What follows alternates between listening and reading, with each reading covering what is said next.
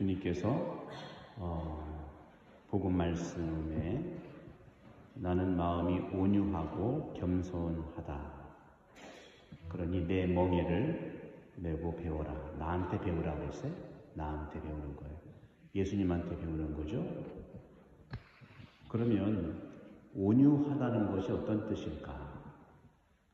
오늘 복음에서 철부지가 온유한 사람입니다. 온갖 세상은 지혜와 슬기로 가득 차 있지만 예수님이 그 지혜와 슬기를 거부하는 거 아니고요. 온유한 것이 예수님 당신의 마음이라고 직접 말씀하셨죠. 여러분 오늘 꽃꽂이 보니까 빨간 예수님 하트, 심장에 들어가 있죠. 하트. 사랑의 표시잖아요. 예수님의 사랑, 하느님의 사랑 동일한 건데 그 사랑이 구체적으로 뭐냐 하면은 온유한 것이 사랑이에요. 그리고 겸손한 것이 사랑이라는 거죠. 그런데 지금 교황님 전에 이제 베네딕토 16세 정말 세계적으로 사임한 교황님 전무후무하시죠. 그분은 온유라는 것을 어떻게 얘기했냐면 온유한 사람은 누구냐? 바로 히브리 사람들 사이, 히브리라는 말도 그런 뜻이 있지만 히브리 사람들이 아나빔이라는 뜻을 품고 사는 사람이 있어요. 아나빔은 가난한 사람이라는 뜻입니다. 바로 가난한 사람이 온유한 사람이에요. 그리고 철부지가 온유한 사람이죠. 김수환 추경님도 자기 자화상을 그리면서 나는 바보다 하고 썼잖아요. 그게 나는 온유한 사람이 될 거야 하는 그런 뜻입니다. 그런데 온유한다는 것은 나약한 뜻이 아니에요. 예수님은 고통 앞에서 유연했지만 불의 앞에서는 정말로 두려움을 모르고 용기와 함께 나아가신 분입니다. 예수님은 온유하신 분이었는데 악마에게까지 온유했어요.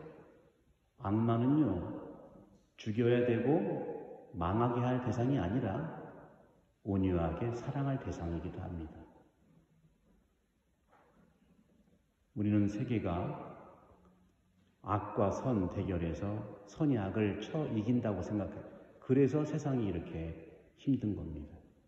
세상이 이렇게 하느님 뜻에 맞지 않는 부분이 있는 거예요. 예수님은 악마에게도 온유했어요. 죽어라 한 게 아니라 나가라 했잖아요. 당신을 없애려고 했던 바리사에게도 온유했습니다. 유다가 배반을 하려는 것을 아셨을 때도 놀라운 온유함을 보여줬어요. 나는 마음이 온유하고 겸손하니 나에게 배워라. 오늘 핵심이 되는 요점이죠. 예수님의 온유함에 기대고 있으면 우리는 그분처럼 온유해지는 능력을 선물로 분명히 받습니다. 온유한 사람들은 겸손하고 감사합니다. 모든 일을 부드럽고 너그러이 맞이하는 환대의 은총을 지니게 되는 것이죠. 그 온유함으로 모든 사람이 바로 소속감을 갖게 하는 거예요. 공동체는 서로에게 온유해야 하는 것이죠. 그래서 사랑의 공동체가 되는 것입니다. 맞고 틀리는 걸로 나간다면 온유는 사라질 거예요. 예수님이 보여준 모범, 그것에 인도해서 자신을 따르라고 주님을 초대합니다. 나에게 배워라 하고 있어요. 배워라. 예수님한테 배울 거 온유하고 겸손이죠. 그러면 편안해진다는 거예요. 안식을 얻는다는 겁니다. 정녕 예수님의 멍에는 편하고 짐은 가볍다고 했어요. 우리가 성당에서 또 가정에서 일을 하면서 관계를 맺으면서 얼마나 요즘에 무겁습니까? 스트레스라고 하잖아요. 예수님께 이 온유함을 배우면 가벼워집니다. 여러분 멍이라는 거 아시죠? 멍이가 뭐죠? 예, 소 이렇게 소가 농사를 질 때 그 그 소를 모는 사람의 그 지침에 따라 가게 하는 게 멍에거든요. 멍에는 부정적인 뜻이 있겠지만 그렇지 않고 예수님의 멍에는 온유함이에요.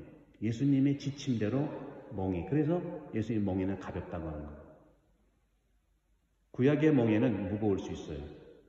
오늘 제1독서도 하나님께서 내가 내 마음을 너희한테 줄 테니까 사람이 많아서 너희들이 또 적어서 그런 것이 아니라 적들에도 온유한 마음을 가지면 큰 축복을 이룬다는 거죠. 그래서 말씀, 즉 계명과 법규를 지키라고 했어요. 그 계명과 법규가 우리에게는 무거운 멍에가 될 수 있지만 예수님은 바로 온유함 하나로 우리의 모든 멍에는 가벼워진다는 겁니다.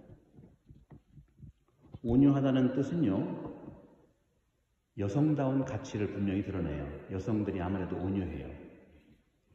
구약은 남성의 가치가 맥을 이루고 있는 거예요. 사실 구약을 보면 전쟁해야죠, 나라 건설해야죠. 구약이 그래서 그런 의미가 있죠. 근데 신약, 특히 복음은요, 여성다운 가치를 많이 드러냅니다.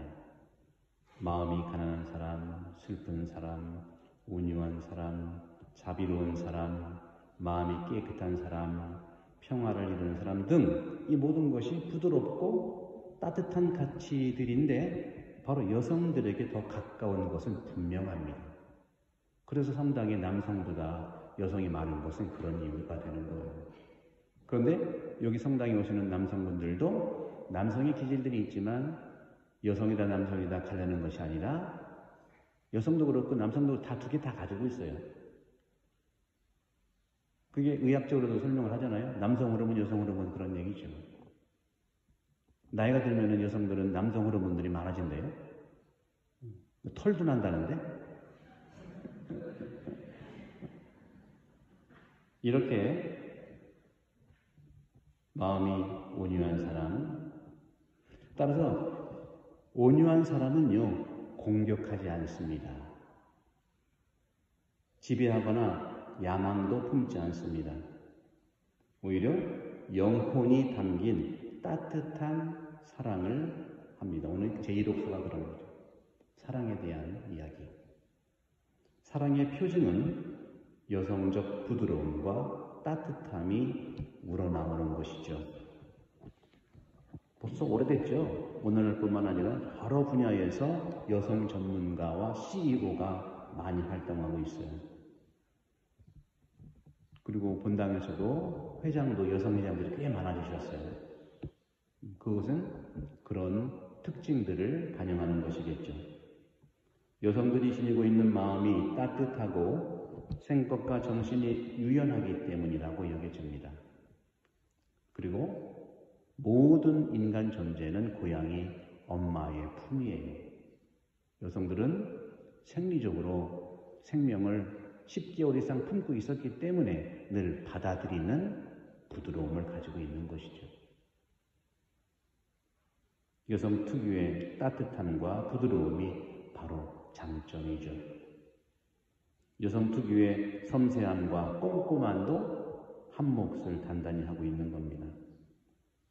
그리고 소통 능력을 잘 갖추며 많은 경험과 학습을 통해 문제 해결 중심의 협상 능력도 가지고 있어요. 그래서 집에서 어머니를 살림한다고 해요. 살림.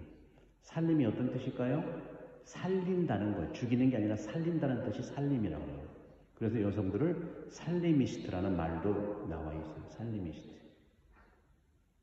근데 남성들은 세상 풍파에 싸워야 되니까 남성이 하기 싫어서가 아니라 세상 안에서 싸워야 되니까 고통을 당하는 부분들이 있죠. 그래서 가정에서 어머니는 살리는 분입니다. 부드러운 마음을 지닌 사람은 마음을 활짝 열고 상대의 비난에 공격하지 않고 어떤 일이든 소통을 위해 노력합니다. 새로운 가치로서 이런 온유함, 예수님께 배울 수 있어요. 마음의 행복과 영혼의 사랑이 바로 그것입니다. 구약에서는 하느님이 자비하고 지극히 온유하신 분이세요. 신약에서는요, 예수님이 온유한 종의 모습입니다. 또 친구예요. 주님은 권위의 유혹과 거리가 멀고 본디 왕이지만 종으로 사신 자비로운 분입니다. 종이 바로 오늘 나와 있는 철부지, 온유한, 가난한 그런 뜻하고 상통하는 것이죠. 그래서 예수의 제자들은 권위에 대한 유혹의 시선을 직시할 줄 아는 사람입니다. 우리 그리스도인들의 권위는 뭐냐? 예수의 권위에서 나와야 되죠. 군림하는 것이 아니라. 다시 말하면 예수님께 더 가까이 가는 마음이 온유함입니다.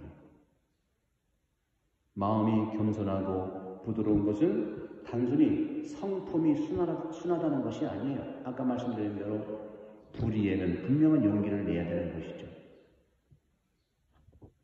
갈등 앞에서 충돌을 피하고 항상 문제를 피하는 것이 아닙니다.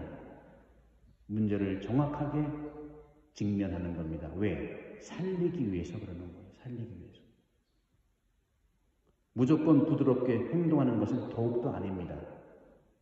진정 자유롭게 살아가는 것을 말하는 것이고, 모든 이와 그럼으로써 자연스럽게 사귀고 의견을 강요하지 않고 야단하거나 밀어붙이지 않고 자기의 생각을 부드럽게 표현하는 그런 포근한 분위기를 만드는 사람입니다. 자유를 존중하며 강인하면서도 온유하다면 얼마나 우리는 예수님의 성심, 오늘 분명히 말씀하신 나는 마음이 온유하고 겸손하니 내 멍에를 메고 나에게 배워라. 안식을 얻을 것이다. 내 멍에는 편하고 내 짐은 가볍다.